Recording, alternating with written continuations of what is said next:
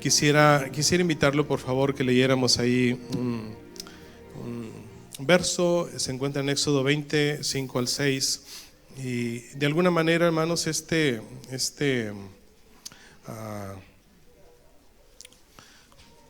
texto quiero conectarlo con el estudio del día de ayer, el domingo pasado, perdón, que tuvimos.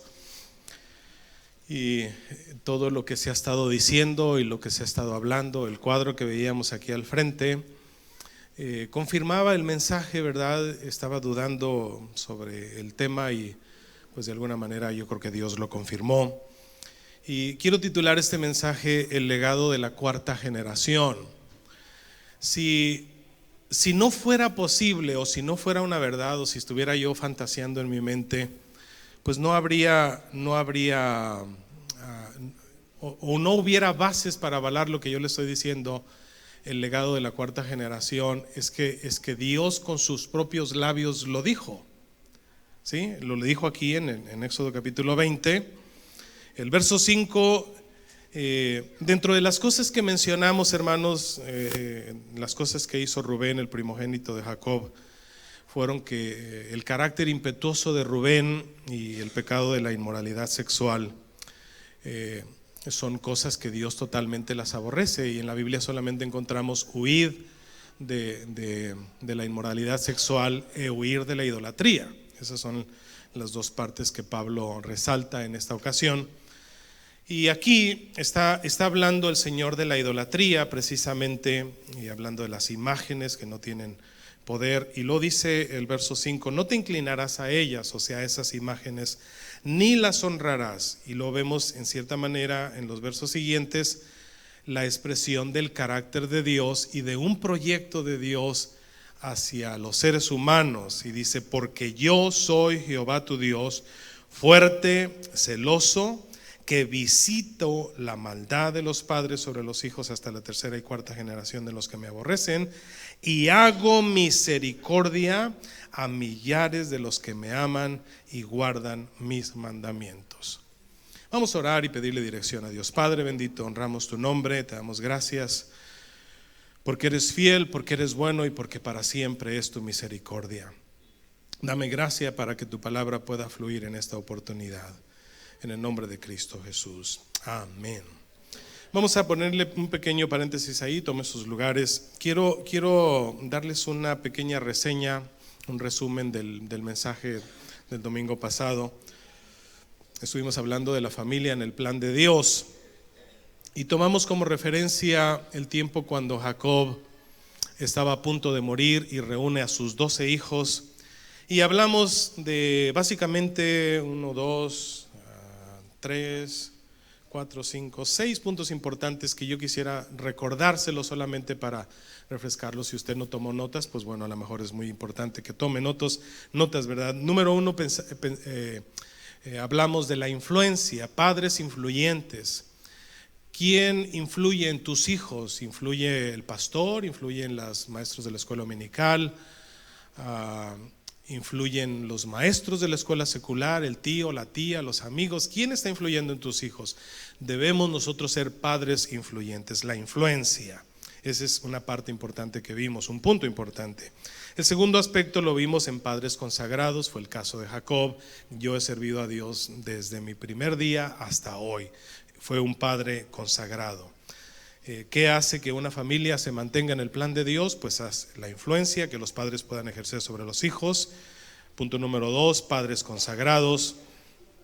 Y vimos que se necesita para formar una familia, se necesitan dos cosas: amor y vocación. Si no se tiene amor, si no se tiene vocación para formar una familia, pues es muy probable que la estructura de la familia se caiga. Entonces, número 1, influencia. Número 2, padres consagrados. Número 3, amor y devoción. Y desglosamos un poco en el carácter de Rubén, en el carácter de Simeón y en el carácter de Judá. En Rubén es ser consistente, hablamos de ese punto. Como cuarto punto, ser consistente. Nunca desistir de orar, de aconsejar, de dirigir a nuestros hijos, porque el carácter inconstante de Rubén lo llevó a perder algo tan valioso, una posición muy importante que él tenía, el caso de la primogenitura, la fuerza de mi vigor, menciona Jacob de los detalles de Rubén. Entonces, ser consistente es el punto número 4. Número 5, saber controlar el enojo, y lo ubicamos en Simeón y Leví, porque pues eran corajudos. Simeón y Leví eran atrabancados, no sabían controlar su coraje. Entonces es importante disciplinar a nuestros hijos, pero no hacerlo cuando estamos enojados, porque pues entonces los vamos a dañar, ¿verdad? Entonces, y vemos algunos textos, ¿verdad?, alusivos a eso. Y al final hablamos de Judá, y cómo en Judá, hermanos, Dios hace una pauta, y hablamos en ese último punto, disciplina sin rechazo. Aunque Judá tenía sus cosas, pero vemos que no las menciona. En el caso de Rubén, le dijo Judá a Rubén: tú te envileciste subiendo a mi estrado. Y hablamos del pecado de Rubén, como Rubén tuvo relaciones con una de las concubinas de Jacob, y de esa manera se envileció. Entonces hoy, hermanos, quiero hablarles de este tema. Lo he llamado así: el legado de la cuarta generación, porque es importante. Yo quiero mencionarles un detalle. Dios estaba descubriendo esto. Quiero tratar de ser muy conciso y no perder mucho tiempo en detalles. Voy a tratar de ser lo más específico, y le voy a pedir su atención al máximo para que podamos captar el proyecto de Dios. Cuando yo estaba analizando todo esto, yo mismo me preguntaba ¿qué proyecto tiene Dios al visitar la maldad? Saludar a la maldad: hola maldad, ¿cómo has estado? ¿Cuál es el proyecto de Dios? Cuando Dios dice: yo soy el Dios, no te inclinarás a ellos ni las honrarás, porque yo soy Jehová tu Dios, que visito la maldad de los padres sobre los hijos. ¿Cuál es el proyecto de Dios al visitar la maldad? ¿Aplastar al pecador? ¿Destruirlo? ¿Decirle no sirves para nada? No, que visitó la maldad de los padres sobre los hijos hasta la tercera y cuarta generación. ¿De quién? ¿De los que me aman? ¿De los que me aborrecen? Este carácter de Dios lo vemos plasmado en nuestro Señor Jesucristo. Si fuera profeta sabría que está comiendo con pecadores, le decían siempre a Jesús. ¿Qué respondía Jesús? Los que están sanos, señores, no tienen necesidad de médicos, sino los que están enfermos. No he venido a llamar justos al arrepentimiento, sino pecadores al arrepentimiento. Entonces Jesús, el proyecto de Dios es visitar la cuarta generación con el objetivo de mostrar su misericordia. Lo relata en el verso siguiente que leímos ahí en Éxodo, el verso 6: hago misericordia a millares. El objetivo de visitar Dios la maldad en la cuarta generación es porque Dios siempre tiene un proyecto de restauración para aquellos que de alguna manera han sido influencia, han sido padres consagrados, han sido padres que han tenido amor y vocación por sus hijos, que han disciplinado con constancia, que han educado a sus hijos, que los han disciplinado no con el objetivo de correrlos de casa, sino de integrarlos a la parte más importante que Dios nos ha llamado a formar, que es una familia. Entonces, en todos esos objetivos vemos el carácter de Dios muy abierto, muy expresado. Por ejemplo, vemos desde el inicio que Dios tiene como ciclos de visitación, así pudiera yo llamarle. Por ejemplo, si vemos en la genealogía, en la parte de la trayectoria del inicio de la creación, vemos a Adán, vemos a Abel, vemos a Enoc y vemos a un Noé.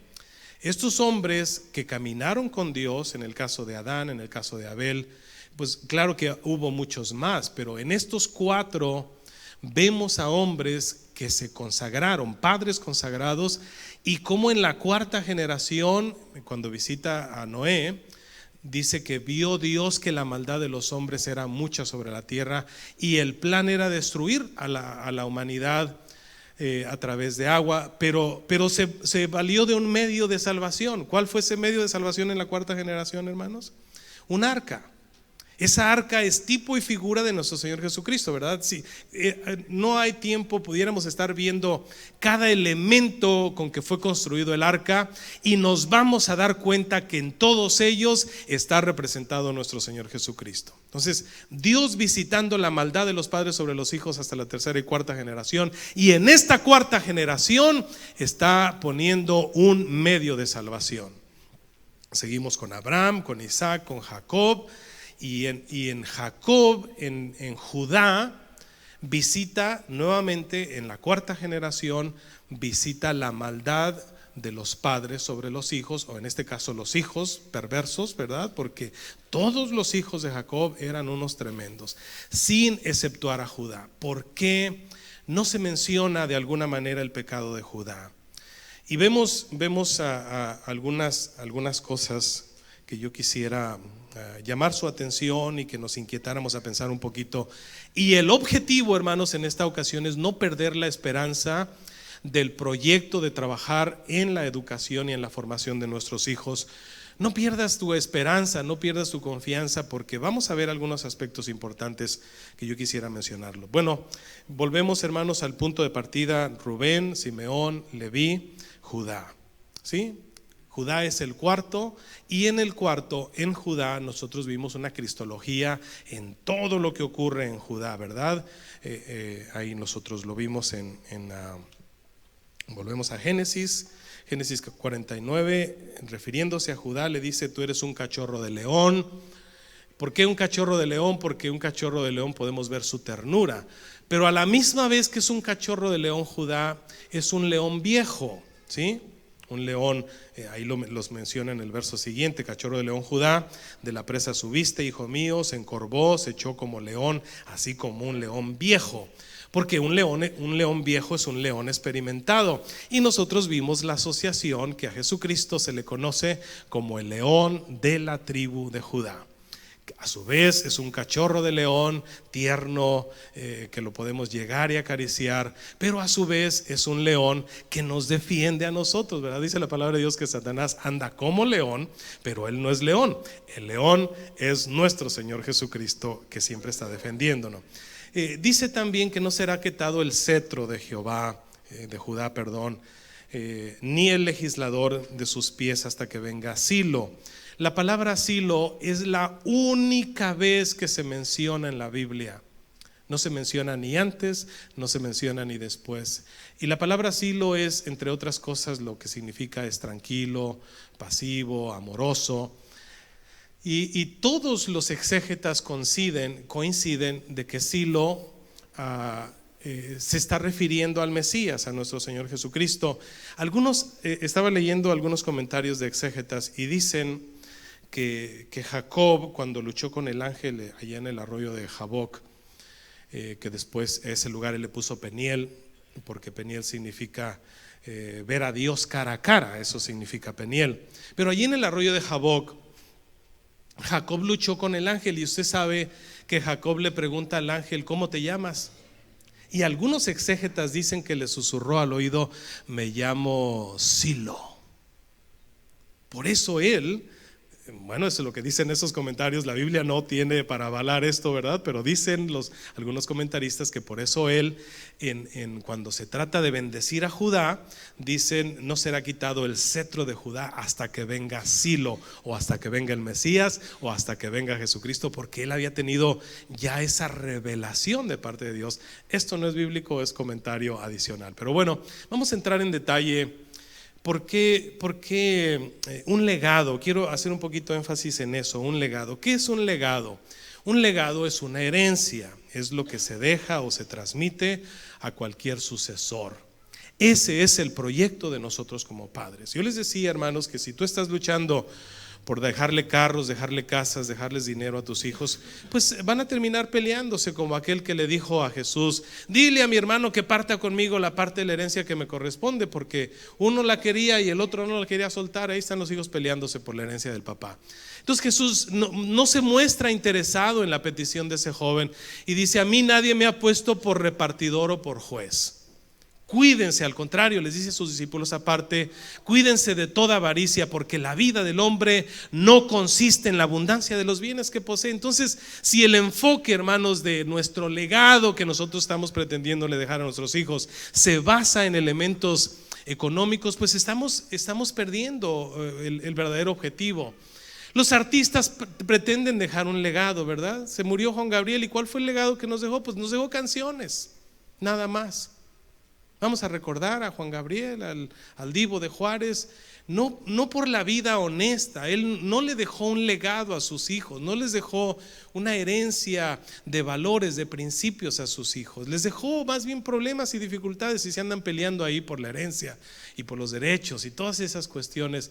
Un artista cuando pinta un cuadro, pues deja un legado cultural para las generaciones que vienen detrás, y esas pinturas se valoran y se cotizan por elevados precios. Pero el enfoque aquí nosotros es el legado que nosotros estamos dejando a nuestros hijos. ¿Qué tipo de legado le estás dejando a tus hijos? En la Biblia nosotros encontramos algunas mujeres que dejaron legado, algunos hombres que dejaron un legado. Por ejemplo, la mujer que ungió a Jesús, ¿sí? Ahí en Marcos capítulo 14, verso 9, el Señor hace una expresión y dice: déjenla, porque la empezaron a molestar. ¿Qué hace esta mujer? Es pecadora y esto y lo otro, y aquí empezaron a criticar. Y ahí si lo pueden poner en pantalla, ¿verdad? Está en Marcos capítulo 14, verso 9, no hay tiempo de leerlo, solamente si lo pueden poner ahí, pues mucho mejor. Dice: déjenla, porque ella lo ha hecho para mi sepultura. Es más, cada que se predique este evangelio, se va a comentar de este acto que esta mujer hizo, ¿verdad? De cierto os digo que donde quiera que se predique este evangelio en todo el mundo, también se contará lo que está hecho para memoria de ella. Entonces, ¿qué hizo esta mujer, hermanos? Dejó un legado. Qué detalle tan bonito nos dejó. Qué ejemplo de desprenderse de posiblemente lo más valioso que ella tenía y derramarlo a los pies de Cristo y ungirlo, porque lo hizo 2 días antes de que él fuese crucificado. Qué precioso legado dejó esta mujer. Otro legado, que por mencionar alguno, el que Elías le dijo a Eliseo, ¿verdad? Fue un legado profético: si me ves cuando yo me vaya, pues se te va a conceder lo que tú me estás pidiendo. Era un legado que él estaba dando. Hablando de legado, también la palabra delegado viene de ahí, ¿verdad? Los países nombran a un delegado y lo mandan a todo el mundo en representación de su país, y eso es importante. Entonces, eso es dejar un legado. Es algo que nosotros dejamos o transmitimos a cualquier sucesor. Un artista, un maestro, un padre, una madre deben siempre dejar un legado. La pregunta para nosotros esta mañana: ¿qué tipo de legado estamos dejando nosotros para nuestros hijos? Todos nos vamos a morir un día, como Jacob, y en este punto nosotros necesitamos entender cuál es el legado que nosotros estamos dejando. Ahí en 2 Reyes capítulo 4, verso 1 y 2, dice la palabra de Dios que una mujer de las hijas de los profetas, o esposa de uno de los de escuela de profetas, fue con Eliseo y le dijo: oyes, mi marido se murió, y tú sabes que mi marido era temeroso de Dios. Ese es un legado. Pero ¿sabes qué, hermano? Ese legado que dejó este hombre fue bueno, pero le dejó otro que no es tan bueno. Le dejó un montón de deudas, las tarjetas hasta el tope. En ese tiempo no sé si se cobraba por enterrar, pero yo creo que ni para enterrar lo tenía, ¿verdad? Allá no había ese problema, se abrió un hoyo y ahí lo echaban. No había tantos líos para enterrar. Hoy para enterrar a una persona, ¿qué problema es eso, verdad? Y luego andan ahí pidiendo en las calles donaciones porque el que se murió o la que se murió no tenía, como dicen por ahí, ni en qué caerse muerto. Este hombre, si lo pueden poner en pantalla, mucho mejor. El 2 de Reyes capítulo 4, 1 y 2. Este hombre dice: tú sabes que mi marido era temeroso de Dios, pero nos dejó endeudados. Entonces, ¿qué problema es eso? ¿Qué legado dejó? Dejó un buen ejemplo. La mujer de las mujeres de los hijos de los profetas clamó a Eliseo diciendo: tu siervo, mi marido, ha muerto, y tú sabes que tu siervo era temeroso de Jehová, y ha venido el acreedor para tomarse a 2 hijos míos por siervos. Y dice el verso 2, ahí dice: y Eliseo dijo: ¿qué tienes? ¿Qué te haré yo? Declárame lo que tienes en tu casa. ¿Y qué tenía en su casa, hermanos? No tenía nada que le embargaran. Vasijas y vacías. ¿Cuánto podían costar esas vasijas? Unas cuantas, ¿verdad? Dijo: tu sierva ninguna cosa tiene en su casa sino una vasija. Una vasija. ¿Cuánto costaría esa vasija? El mueble no tenía muebles Luis XV, no tenía una cocina de caoba. El acreedor llegó a la casa y miró esa casa y dijo: ¿qué le embargo a esta viuda?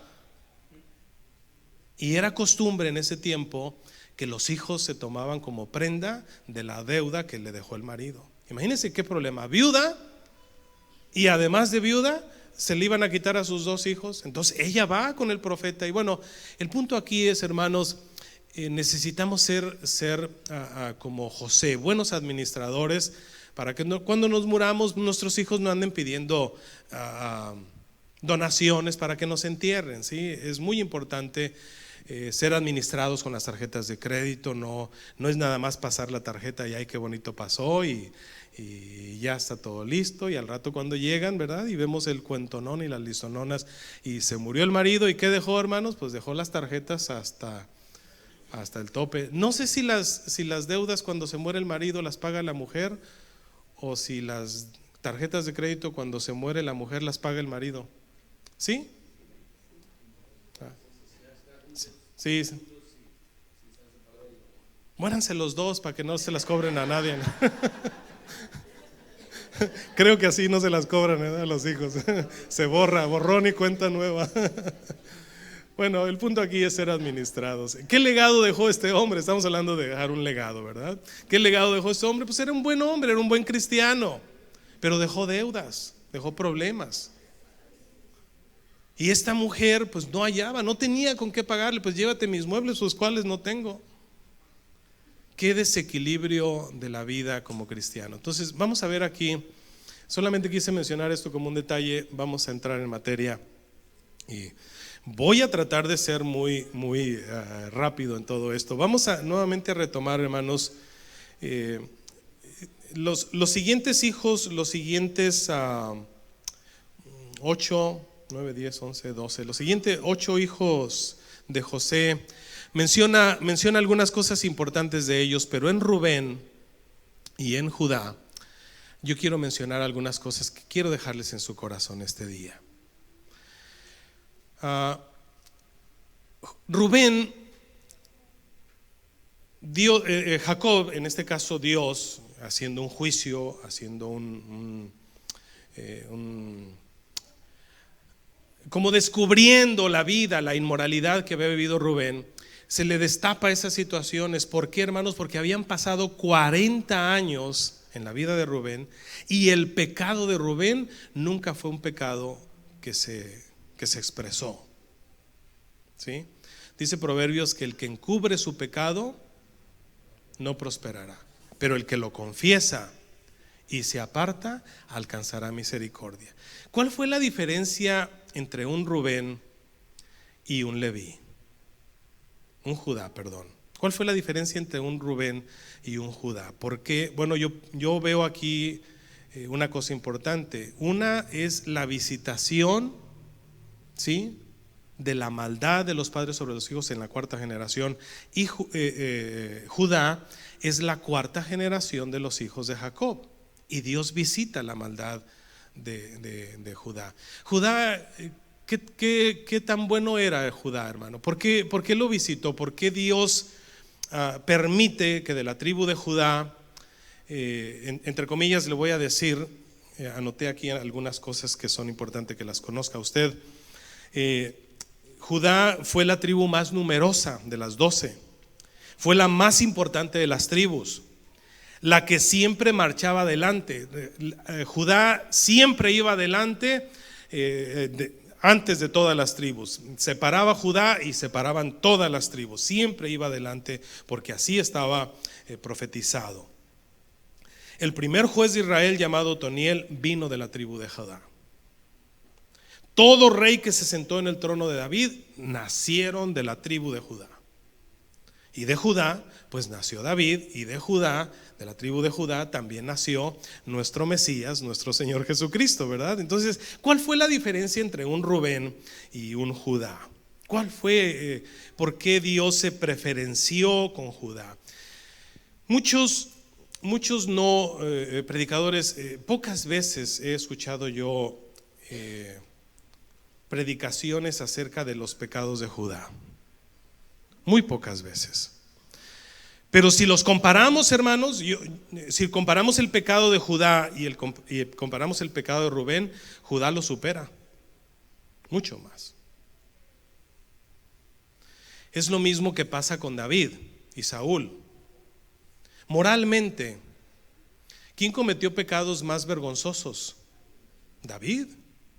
¿Cuál fue la diferencia entre un David y un Saúl? David se arrepintió. Siempre, el mismo David expresa: mientras callé envejecieron mis huesos, pero te confesé mi pecado y no encubrí mi falta, y tú me liberaste. ¿De qué sirve? En el Salmo 53 él menciona, ¿verdad?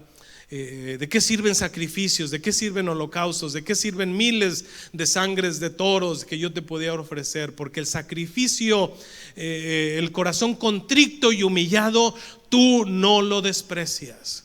Vamos a ver, hermanos, y yo a esto le llamo el peligro de los pecados sin confesar. Nosotros no tenemos un confesorio donde le tengamos que decir nuestros pecados al Padre y el Padre nos dé una penitencia y decimos y cumplimos con esa penitencia y ya nuestros pecados son absueltos. No, nosotros creemos que Jesucristo y su sangre es suficiente para perdonar el pecado de todos nosotros. El que los confiesa y se aparta alcanzará misericordia. Es lo que dice la palabra del Señor. Vamos a analizarlo. Yo quisiera invitarlo por favor al capítulo 38 de Génesis. Vamos a analizar un poquito la vida vergonzosa de Judá, porque nadie quiere predicar, nadie quiere hablar de las cosas que son vergonzosas. Judá tuvo 3 hijos, Onán y Sela, y a 2 de esos hijos que tuvo Judá, Dios los mató. ¿Sí sabía que Dios se los mató? ¿Por qué se los mató? Por malos. ¿Usted había escuchado que Dios haya matado a alguien por ser malo? La Biblia no dice qué tan malos eran, pero por malo el Señor lo mató. Vamos a leerlo un poquito, por favor. Es muy importante que nosotros evaluemos esto. Dice: aconteció en aquel tiempo que Judá se apartó de sus hermanos. Quiero hacer un pequeño paréntesis aquí para hablar de esto. Y lo que mencionaba nuestra hermana Raquel es alusivo a ese punto cuando nuestros hijos dicen: no quiero saber nada de la iglesia. La iglesia para mí es aburrida, yo prefiero irme a tomar a las cantinas, yo prefiero irme a gozar la vida, yo prefiero hacer esto, yo prefiero hacer lo otro. Judá se apartó de sus hermanos y dijo: yo quiero hacer mi vida. Se independizó. Voy a hacer lo que a mí me pegue la gana. Para mí el evangelio no significa nada. Entonces Judá se aparta de sus hermanos y allá en el mundo conoció a un varón, adulamita, que se llamaba Hira, y vio ahí Judá a la hija de un hombre cananeo, el cual se llamaba Súa, y que la tomó y se allegó a ella o se casó con ella. Y ella concibió y dio a luz un hijo que llamó su nombre y concibió otra vez y dio a luz un hijo que se llamó Onán, y volvió a concebir y dio a luz un hijo que se llamó su nombre Sela. Estaba en Kesib cuando dio a luz. O sea, esos 3 hijos. Y después Judá tomó por mujer a su le dio a su hijo, a su primogénito una esposa que se llamaba Tamar. No hay que confundir a esta Tamar con la hija de Salomón, ¿verdad? La hija de David, perdón, la cual violaron también. Esta es otra Tamar, nada que ver con la otra. Pero bueno, esta mujer se llamaba Tamar. Y luego dice que el verso 7, no sé si lo tengan ahí en pantalla, ¿verdad? Génesis 38, 7. Y el primogénito de Judá, fue, ¿qué, hermanos? Malo ante los ojos de Jehová, y Jehová le quitó la vida. ¿Qué tan malo sería este hombre? Me impactó mucho una ocasión que nuestro hermano, nuestro hermano de allá de Chetumal, ¿cómo se llama, hermano Henry? Hermano Lucio Arias. Dice que él una vez fue a orar por un niño y estaba moribundo ese niño. Y pues el Señor se glorificó y el Señor lo resucitó básicamente a ese niño. Pero cuando ese niño creció, se apartó de los caminos del Señor. Y pasaron muchos años, ¿verdad? Y a los años se lo encontró bien marihuano a ese niño. Y conoció al hermano Lucio, el hermano Lucio lo conoció a él. Y le dijo el hermano Lucio: mejor te hubieras muerto cuando tu padre y tu madre te rogaron que orara por ti para que resucitaras. Ese niño nunca se convirtió. Entonces, Dios tiene proyectos en la vida, tiene caminos misteriosos que se toman, que a veces nosotros desconocemos. Era el primogénito de Judá, Dios lo mata por ser malo y queda una mujer viuda. Y le da a esa mujer su segundo hijo. Le dijo: allégate a la mujer de tu hermano para que le des hijos.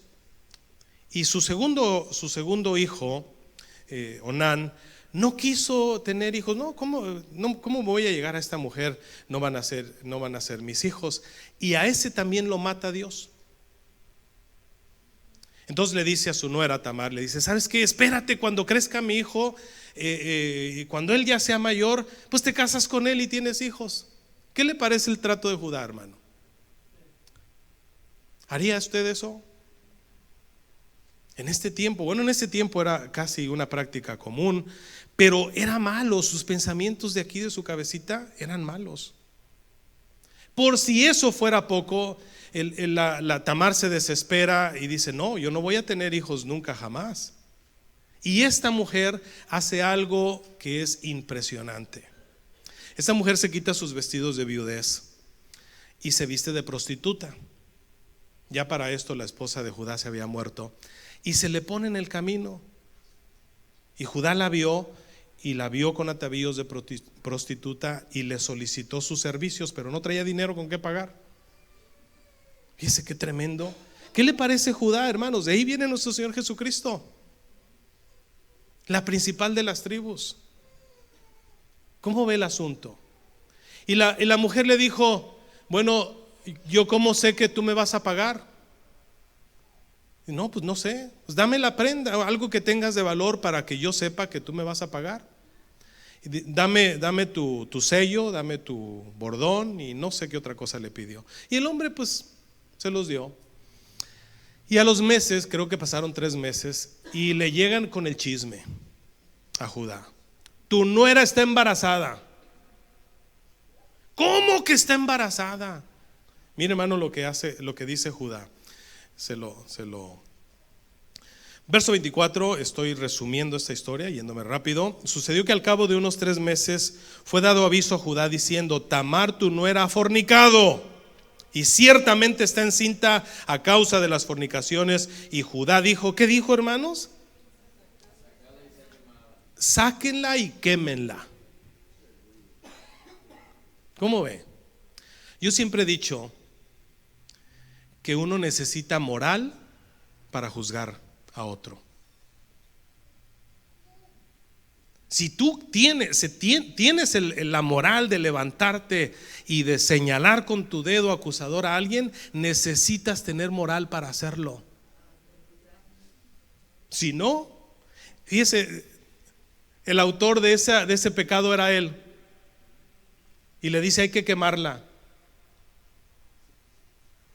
Y la mujer, fíjese lo que hace. ¿Cuál es la diferencia entre un Rubén y un Judá? En que Rubén pasaron más de 40 años, y Rubén jamás miró a los ojos a su padre diciéndole: padre, yo cometí una vileza contigo. me he sentido tan mal por lo que hice. No, no, no, jamás en la vida Judá y Rubén se miraron a los ojos. Hasta este punto de la historia, cuando Judá se estaba muriendo y llama a Rubén y le dice: Rubén, te envileciste. Tu carácter, porque le dice a Rubén, ¿verdad? En el capítulo 39, le dice a Rubén: tú eres como un río impetuoso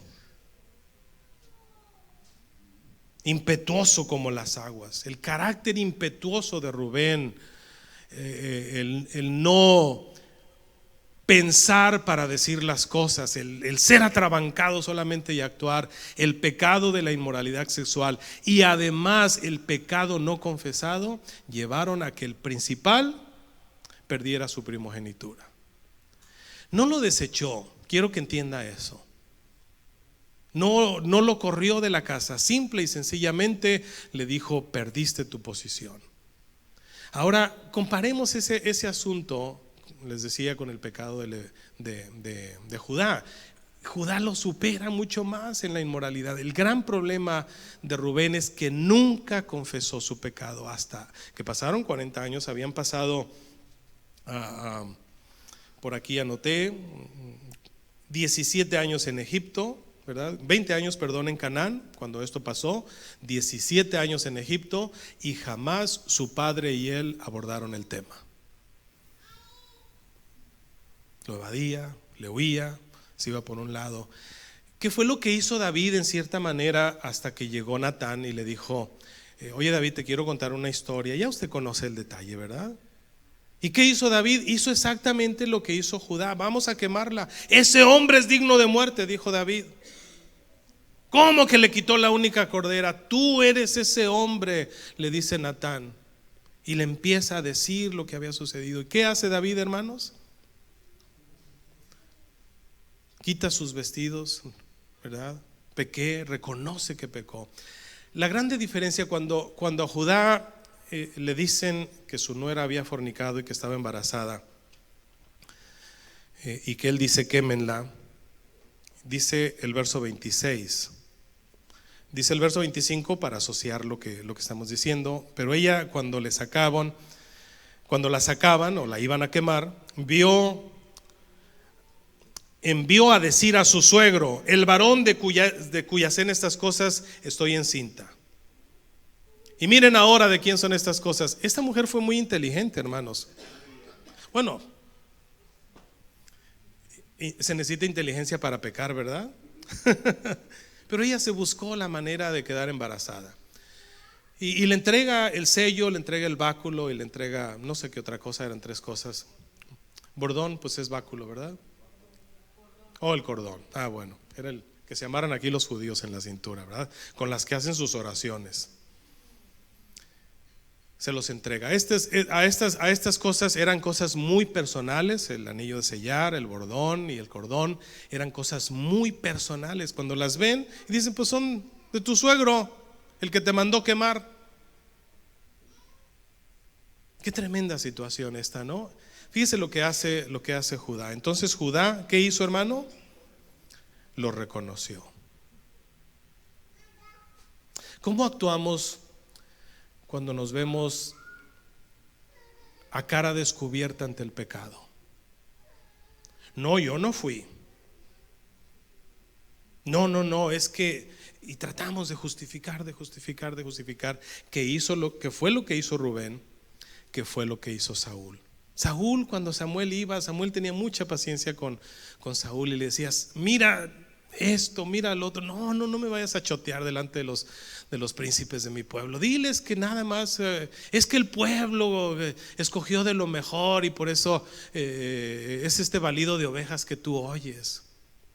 Siempre Saúl se estaba justificando. Y siempre cuando nos vemos a cara descubierta ante el pecado y que nosotros no reconocemos el pecado, nosotros estamos en peligro de caer en la condición en que estaba Rubén, de perder el privilegio de dejar a nuestros sucesores un legado de honra.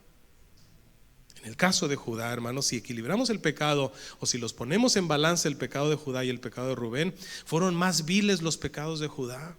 Pero la gran diferencia fue que Judá reconoció y le dijo: mujer, tú eres más noble que yo. La muestra de que Judá estaba arrepentido es el discurso que él da ante José, defendiendo a su hermano Benjamín, el hijo menor de Judá. Y dice: ¿sabes qué? Nosotros nos merecemos este pecado porque somos pecadores. Lea usted, no hay tiempo de leer el capítulo 38 de Génesis, ¿verdad? Donde habla de este asunto. Pero vemos en Judá toda esta bendición. Gloria al Señor Jesucristo. Perdón, no el capítulo 38, el capítulo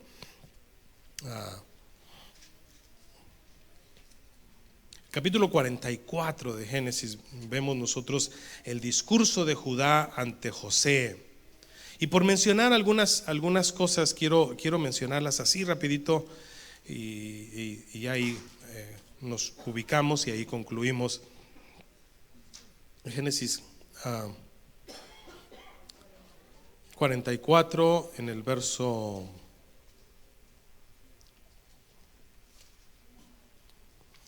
16. Entonces dijo Judá: ¿qué diremos a mi señor? O sea, José, ya estaban ellos en juicio contra Judá, por lo que había sucedido. Y José había tramado algo, ¿verdad?, para quedarse con Benjamín. Entonces Judá: ¿qué diremos a mi señor? ¿Qué hablaremos o con qué nos justificaremos? Eso solamente lo hace una persona que tiene el carácter de reconocer sus errores. ¿Con qué te puedes justificar ante Dios? En este caso, José es una tipología de Cristo. Ustedes saben que José es una tipología de Cristo. Y aquí Judá estaba expresando: ¿cómo me puedo yo justificar ante ti? ¿Cómo me puedo justificar ante Dios? Dios ha hallado, ¿qué, hermanos? La maldad de tus siervos. No le está diciendo Judá a José: tú has descubierto que somos malos. ¿Alguien se considera muy bueno aquí esta mañana, hermano, como para que Dios lo bendiga tanto como lo ha bendecido? ¿Por qué lo ha bendecido Dios a usted? ¿Por qué me ha bendecido Dios a mí? ¿Porque somos buenos? ¿Por qué bendijo a Judá y no a Rubén, no a Simeón, no a Leví? ¿Por qué a Judá? Porque Judá reconoció su pecado. Note usted que en Judá, cuando Jacob llama a sus hijos, a Judá nunca le menciona el pecado que cometió. Jamás en la Biblia, después de este acontecimiento tan inmoral que cometió Judá con su nuera, se vuelve a mencionar el pecado de Judá. Porque el carácter de Dios, hermanos, cuando perdona nuestros pecados, cuando alguien sinceramente confiesa su pecado y se aparta, alcanza misericordia. La bendición de la cuarta generación: hago misericordia y justicia a todos los que me aman y guardan mis mandamientos. Judá estaba dispuesto a cumplir con ese compromiso. Judá estaba dispuesto a llevar sobre sus hombros el cetro permanente de la palabra del Señor sobre la responsabilidad que ahora pesaba de alguna manera profética. Yo soy del criterio que a nosotros Dios como padres nos ha dejado una responsabilidad. Y vuelvo a repetirte, hermano, esa responsabilidad es dejar un legado a nuestros hijos. Si nuestros hijos la siguen, si nuestros hijos perpetúan ese legado, nosotros nos daremos por satisfechos y nos podemos ir a la tumba como se fue Jacob, contentos y satisfechos, porque les hemos dejado la mejor herencia a nuestros hijos, la herencia del evangelio, de la palabra, de valores, de principios que los van a ayudar a ellos a formarse. Estadísticamente está escrito, está comprobado, mejor dicho, que en la cuarta generación se rompen ciclos. Por ejemplo, los que queremos que nuestros hijos hablen español, que los motivamos a que sus hijos hablen español, les hable oportunidades de trabajo. Pero está comprobado que en la cuarta generación los hijos se olvidan totalmente del español.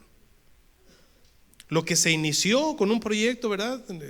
En casa nosotros hablamos español, los hijos de Caleb pues van a hablar menos español, y luego los nietos de Caleb van a hablar menos español, y en la cuarta de generación se les olvidó el español. Por eso uno ve a tanto nopalero que no habla español, porque ya son de cuarta generación. Sí, bueno, no trato de insultar aquí, ¿verdad? Estoy tratando de ser un poquito nada más a romper el hielo. Está comprobado que en la cuarta generación se pierde. Entonces nosotros, hermanos, vemos en Judá este fenómeno. ¿Qué hizo Judá? Se apartó, se fue. Se apartó de sus hermanos, voy a hacer otra familia, me voy a ir lejos. Ya se casó con una filistea. Pero al final, ¿sabe qué hizo que la familia se integrara, hermano? ¿Sabe qué hizo que la familia se uniera? ¿Sabe qué hizo que la familia entraran todos juntos a la tierra prometida, a la tierra de Gosén, perdón? El hambre, la necesidad. Hay ocasiones que en las familias, hermanos, llegan problemas serios a tu vida. Y eso es Dios visitando la maldad de los padres sobre los hijos. ¿Para qué visita Dios la maldad de los padres sobre los hijos? Para diciendo, este es malo, lo voy a matar. Bueno, ¿qué tan malos serían los hijos de Judá para que Dios los hubiera matado? Judá no le quiso dar el tercer hijo a Tamar, porque dijo, no, esta ya lleva 2. ¿Qué tal si me mata al tercero? Me deja sin hijos. ¿Sí? No quiso tomar riesgos y dijo, se pasó el tiempo y bueno, pues Tamar se ingenió esa situación, y lo que él hizo fue totalmente inmoral, fue vil, fue menospreciado. Dios no apreció. Pero ¿por qué lo hizo? Un solo factor yo encuentro aquí: que Judá se arrepintió. Judá se arrepintió. ¿Qué hacemos? ¿Cómo actuamos? ¿Cómo nos dirigimos cuando nos vemos descubiertos? ¿Corremos al altar o corremos a justificarnos como un Saúl? ¿O no queremos hablar del tema como lo hizo Rubén? Pasaron 40 años y nunca pudo ver a los ojos a su padre y decirle: Padre, me arrepiento de lo que hice contigo. Te estás muriendo ya los años te confrontaron y mi conciencia no me deja en paz. En un momento de pasión, en un momento de descuido en mi vida, en un momento de carnalidad, cometí esta vileza y me hice vil ante tus ojos. Perdóname. ¿Usted cree que su padre lo hubiera perdonado? Dios no será capaz de perdonarnos, porque la palabra de Dios tiene un principio, hermanos. Para que uno reconozca su pecado se necesita ser humilde. No se puede llegar a los pies de Cristo para pedirle perdón si hay arrogancia. Por eso dice la palabra de Dios que al arrogante Dios lo ve de lejos, que no quiere saber nada del soberbio. Pero al humilde, al que tiembla su palabra, al que se acerca a los caminos del Señor, Dios tiene misericordia de él y lo restaura. Quiero invitarte a que te pongas de pie en esta tarde, y quiero decirte que el corazón de Dios está siempre dispuesto a perdonar. En la diferencia entre un Rubén, principal en dignidad, principal en poder, el primogénito, pero su carácter, su forma de ser, su manera de conducirse, arrebatado, impetuoso como el río. Te envileciste al subirte al lecho de tu padre, te hiciste vil ante mis ojos. Ya no serás el primogénito, perdiste tu posición. ¿Por qué a Rubén no le dice: Rubén, lo que tú hiciste no tiene nombre? Perdón, ¿por qué a Judá no le dice: lo que tú hiciste no tiene nombre? ¿Cómo se te ocurrió hacer eso que hiciste? Fue vil. Pero ¿sabes cuál fue la diferencia, hermanos? La diferencia fue que Judá reconoció en el mismo momento que se vio descubierto, que su pecado se vio descubierto, que su suegra le dijo, que su nuera, perdón, le dijo: usted es el papá de ese niño que estoy esperando. El hombre del que yo estoy embarazada le pertenece esto. Judá bien pudo haber dicho: no son míos, esta mujer está mintiendo. Seguramente le hubieran creído y la hubieran quemado, porque ya la llevaban a quemar, y jamás se hubiera sabido lo que pasó esa noche. Jamás. Pero la gran diferencia, el por qué Dios se glorifica, por qué Dios se manifiesta en Judá: por misericordia solamente. Porque de toda tribu, de toda persona, de toda tribu, de toda nación que tiene un corazón contrito, tiene un corazón humilde ante Dios, Dios establece su justicia. Cuando yo veía todos estos detalles, le digo: Señor, vale la pena tener un corazón abierto contigo, vale la pena estar a cara descubierta contigo, vale la pena confesar nuestros pecados y apartarnos de ellos, porque alcanzaremos misericordia.